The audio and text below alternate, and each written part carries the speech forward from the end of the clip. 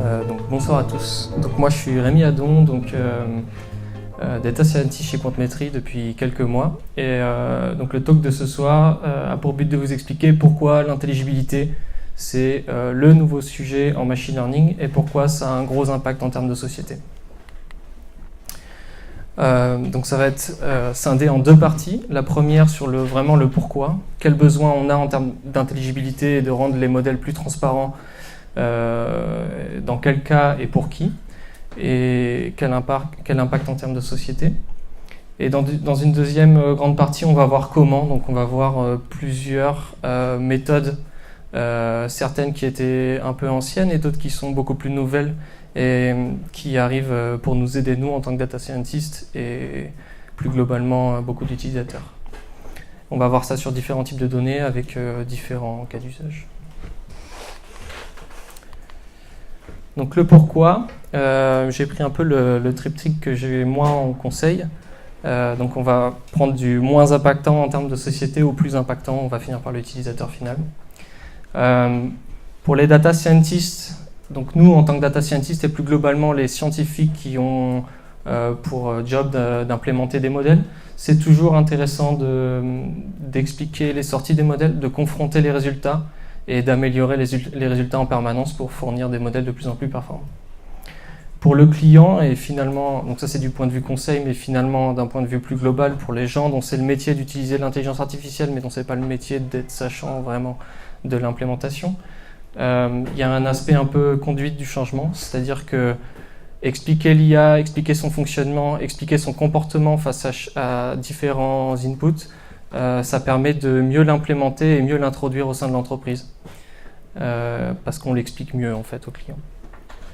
Et enfin pour l'utilisateur, et c'est le plus important, parce qu'on va bientôt être tous utilisateurs des intelligences artificielles et de certaines prises de décision liées à des modèles de machine learning, et que dans beaucoup de cas, on aimerait avoir des explications sur des prédictions auxquelles on est sujet.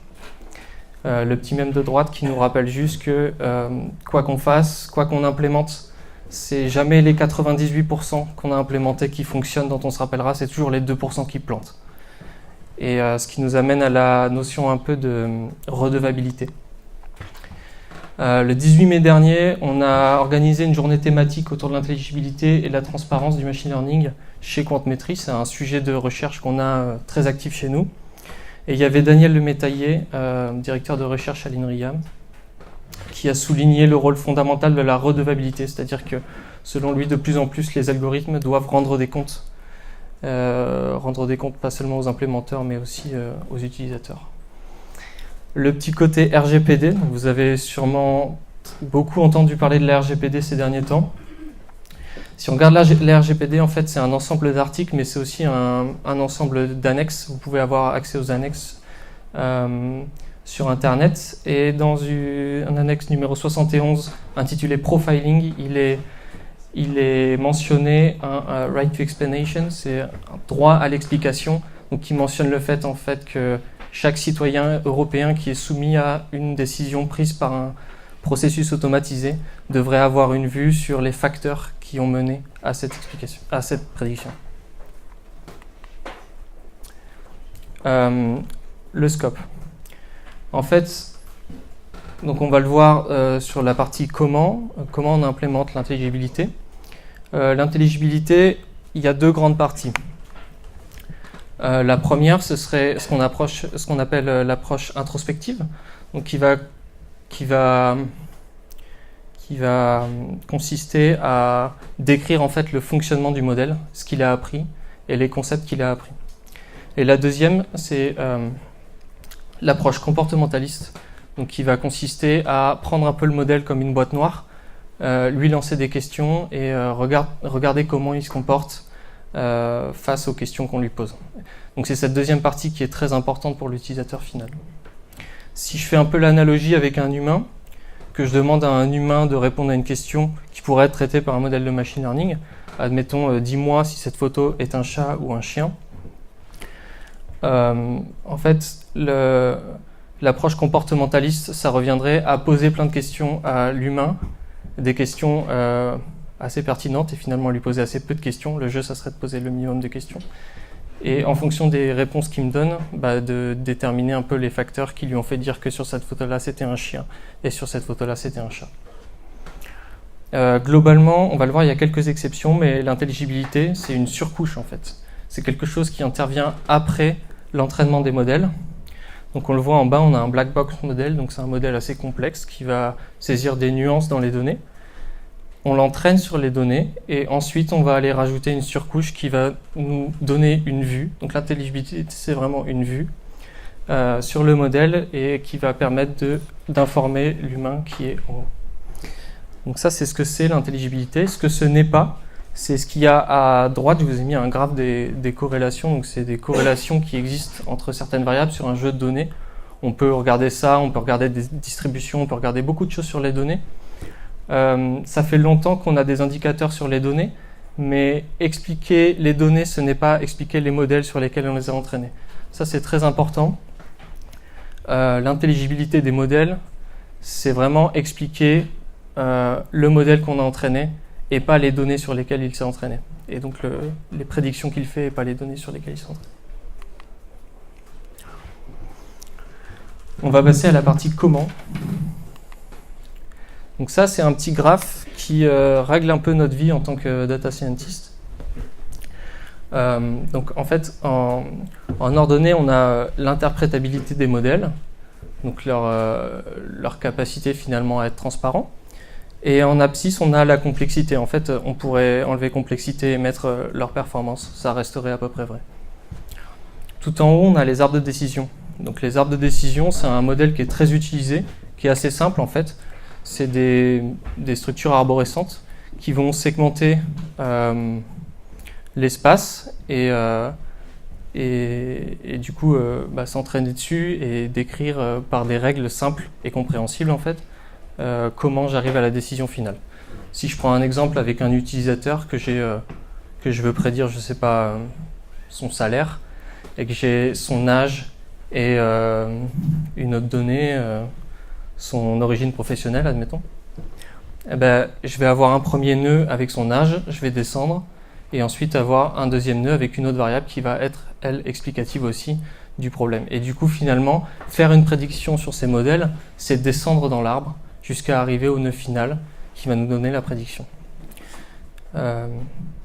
Voilà. Ensuite, on a les modèles linéaires, dont je vais parler plus tard, qui sont très interprétables.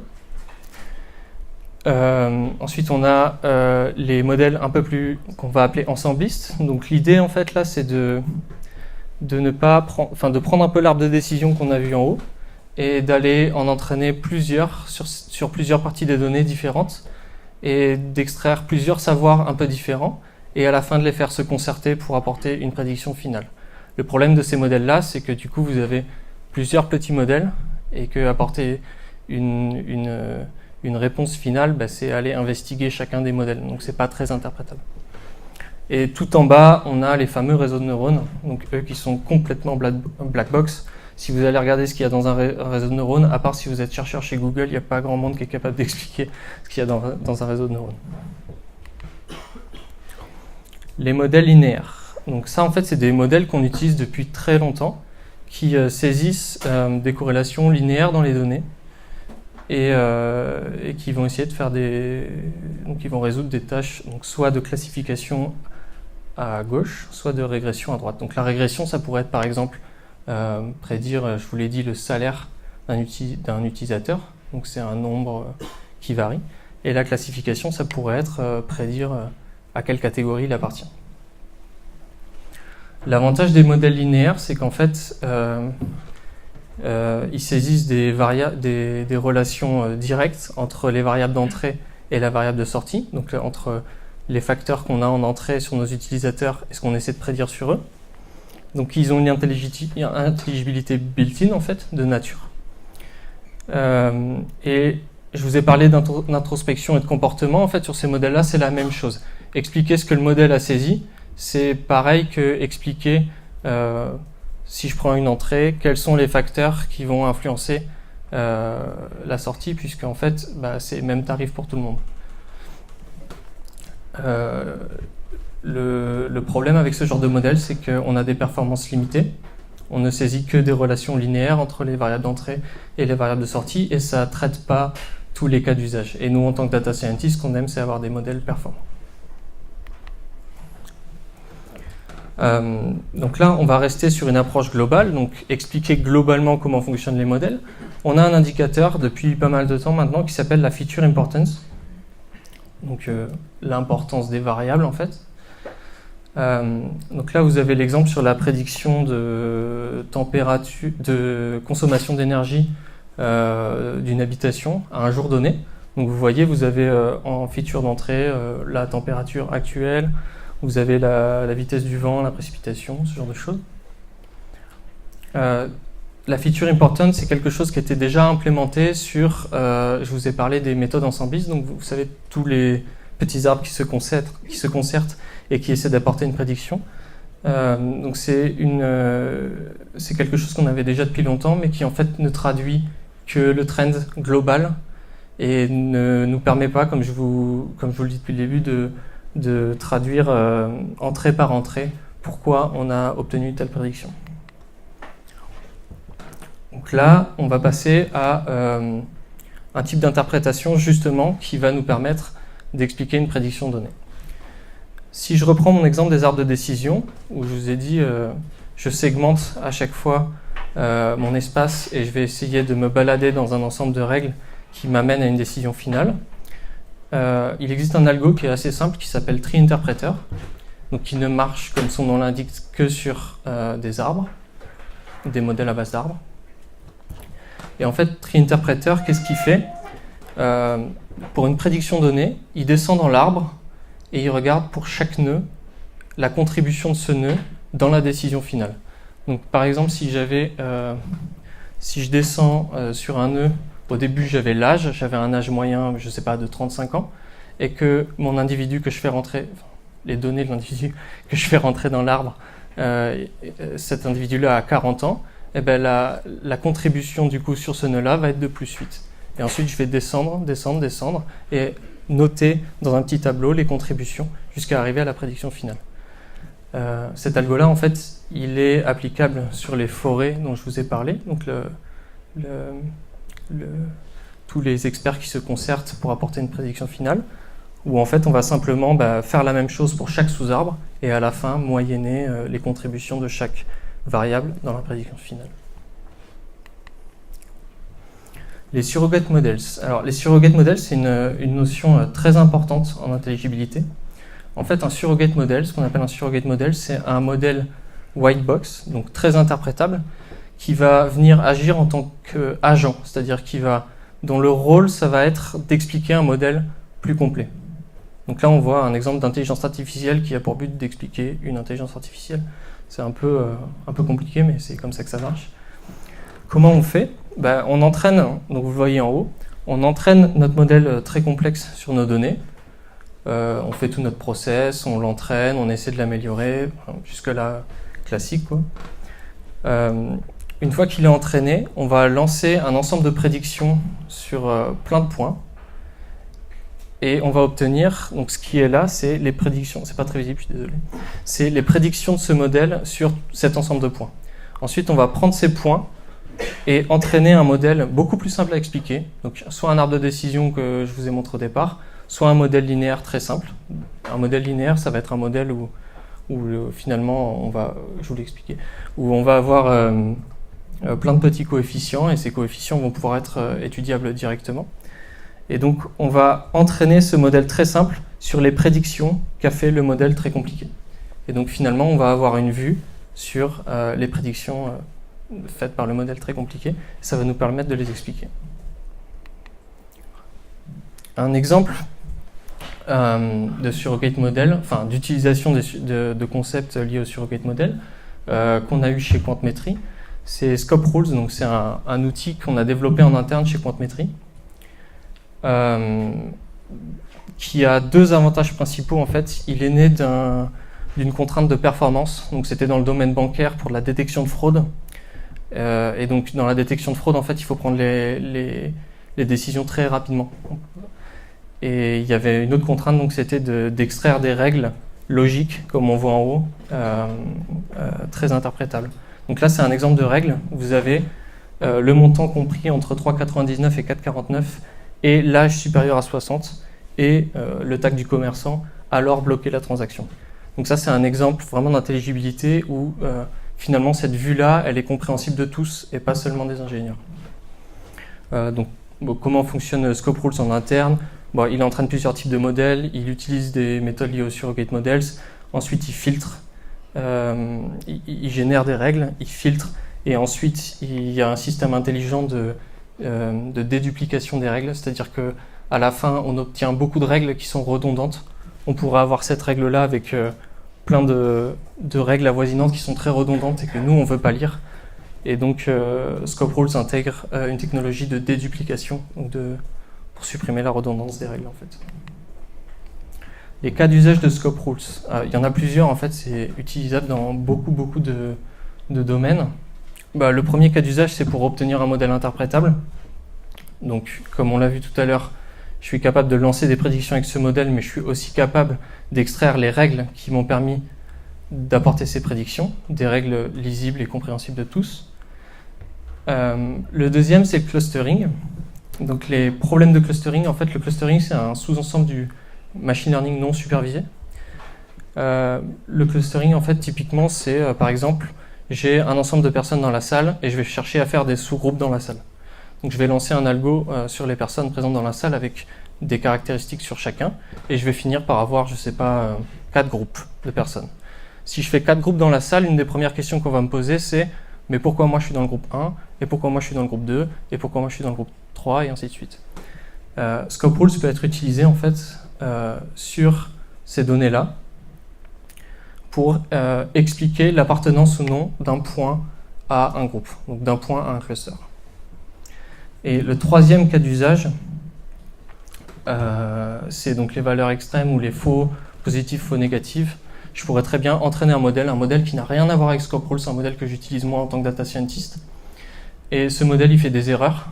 Je pourrais aller taguer ces erreurs d'un côté, laisser des bonnes prédictions de l'autre, et Scope Rules viendrait en fait générer des règles qui vont expliquer en fait les mauvaises prédictions et décrire d'une certaine manière les mauvaises prédictions avec, comme on le voit, des règles intelligibles.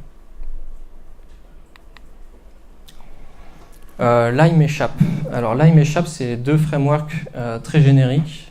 Donc c'est des outils en Python pour pallier ces problèmes d'intelligibilité. Lime fait pas mal de bruit et Chap est un peu moins connu.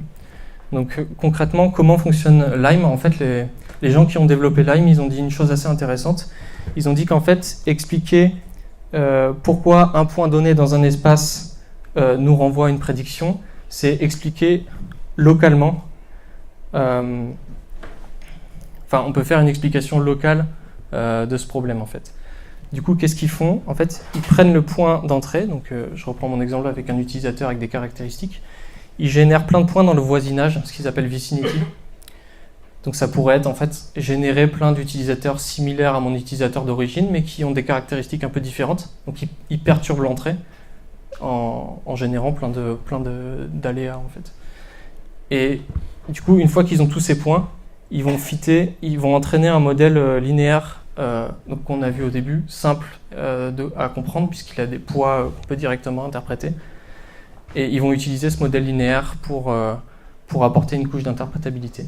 La couche d'interprétabilité, elle se présente sous cette forme, on ne voit pas trop encore. Donc en fait, là vous avez... Donc là c'est pour déterminer si des champignons sont comestibles ou non. Et donc là vous avez le seul facteur qui est, il me semble, la taille des rainures que vous avez sur le champignon, qui va dans le sens de qui dit que le champignon est comestible, et vous avez tous les autres facteurs en fait qui vous disent non, ce champignon-là n'est pas comestible. Et ça vous donne la prédiction finale qui vous dit poisonous à 100%. L'avantage de Lime, c'est qu'il est vraiment générique en fait. Tout ce qu'on fait, c'est utiliser un modèle linéaire simple pour faire plein de requêtes sur un modèle très complexe en mode black box. Et du coup, il peut être utilisé sur, par exemple, des problématiques de NLP. Donc, vous pouvez l'utiliser pour expliquer pourquoi une phrase donnée, si vous faites de la détection d'intention, cette phrase-là, on m'a demandé de commander de la nourriture. Donc ça, c'est l'intention. Vous pouvez détecter d'autres intentions. Et Lime pourrait être utilisé si vous lui donnez une phrase donnée, donc commande-moi une pizza s'il te plaît, le poids de chaque mot dans la prédiction finale. Il peut aussi être utilisé en traitement de l'image, on le voit à droite. Donc vous avez le vert qui est les pixels qui ont influencé dans la prédiction qui disait que c'était un chat, et ceux qui sont allés en rouge, ceux qui sont allés à l'opposé. Il y a un autre framework qui s'appelle Chap, qui est très intéressant, qui étend les fonctionnalités de Lime en fait, et qui apporte un concept inspiré de la théorie des jeux, donc qui est les valeurs de Shapley. L'idée des valeurs de Shapley, c'est de dire finalement, sur toutes les prédictions qu'on a faites, on a une base value. Une base value, c'est une prédiction moyenne, entre guillemets. Donc par exemple, si je veux prédire un salaire encore, je vais prendre l'exemple d'un salaire. Ma base value, elle était à 24.4. Je vais prendre une entrée et je vais essayer d'expliquer quelle a été la contribution de chacun de ces facteurs pour que ma prédiction finale diverge de 24.4. Donc ça, c'est inspiré de la théorie des jeux, encore une fois. Nous, en interne, on valide, disons, les deux frameworks, mais on préfère un peu Chap, qu'on trouve plus robuste.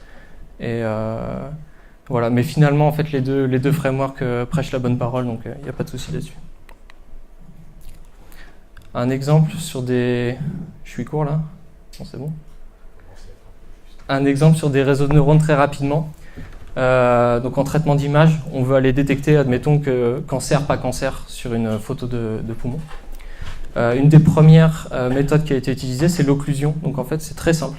Ce qu'on va faire, c'est qu'on va déterminer un petit carré noir et on va le faire bouger sur toutes les parties de l'image. Et on va lancer les prédictions sur chaque image obstruée avec le petit carré noir.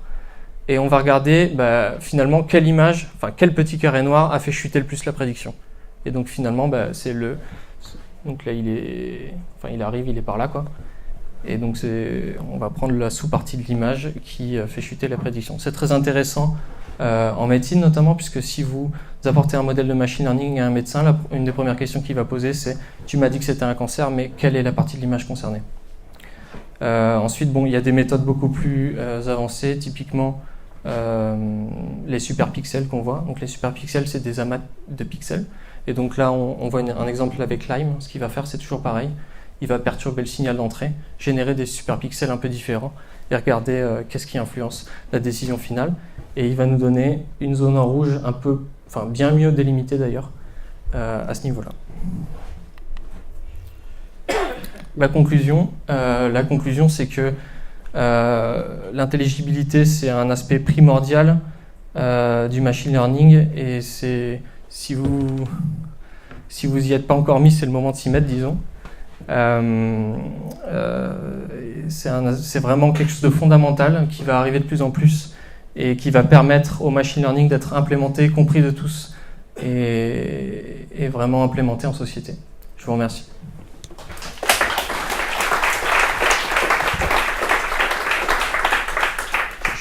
Bien, la phase des questions. Je vous demanderai d'être un peu patient puisqu'on enregistre cette conférence et pour que vos voix soient audibles, la question, vous lèverez la main et je vous transmettrai le micro. Voilà. Donc, est-ce que vous avez des questions ? Vous ne serez pas sur l'écran, hein. Ça sera juste vos voix. Allez-y. Du coup, tout à l'heure, vous avez parlé du poids de chaque mot dans la prédiction finale. Sur l'exemple, je crois, je veux commander une pizza, qu'est-ce que vous voulez dire par le poids de chaque mot ? Peut-être que j'ai mal entendu, mal compris. Est-ce que vous avez compris un peu la problématique, en fait, c'est que en traitement des langages naturels, il y a plusieurs problèmes qu'on veut traiter. Un des problèmes qu'on veut traiter, c'est détecter l'intention de l'utilisateur. Dans notre cas, commander une pizza, ça pourrait être n'importe quoi. Ce que je lui passe en entrée, c'est une phrase. Cette phrase, elle comprend des mots. Et en fait, quand on entraîne des modèles, on se rend compte que il y a des mots ou des associations de mots qui activent ou n'activent pas certaines sorties. Donc finalement, ajouter une couche d'interprétabilité dans ce contexte-là, c'est aller localiser les mots ou les associations de mots qui ont fait que j'ai activé commander une pizza. Tout simplement. D'autres questions ? Si d'autres questions vous viennent pendant la suite de la conférence, de toute façon, vous pourrez retrouver le premier speaker